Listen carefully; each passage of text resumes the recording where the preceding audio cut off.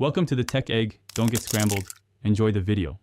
You start by getting hardware and permissions right. Connect the iPhone to your Mac with a reliable Lightning or USB-C cable, then unlock the phone and tap Trust so the Mac can access it. Make sure QuickTime is installed and quit other apps that might claim the device. Once done, open QuickTime Player. This primes the system to recognize an iPhone as a camera source and avoids permission conflicts that block screen recording or live view. Now you tell QuickTime to use the phone. From QuickTime, choose File, then New Movie Recording. Click the small arrow beside the red Record button and pick your iPhone under Camera and Microphone. This routes audio and video. Make sure to set quality to the desired resolution and confirm the frame rate if available. If you need full screen preview, expand the QuickTime window.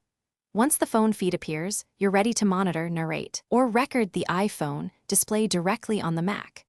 Press Record to capture your iPhone screen. Speak clearly if you included microphone audio, and press Stop when done.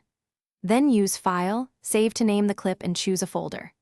If QuickTime shows no video or a black screen, make sure the cable is seated, tap Trust on the phone again, and restart QuickTime or the iPhone. Swapping cables often fixes recognition issues.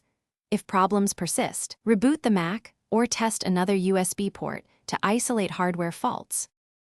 Thanks for watching. Consider subscribing if I helped unscramble your problems.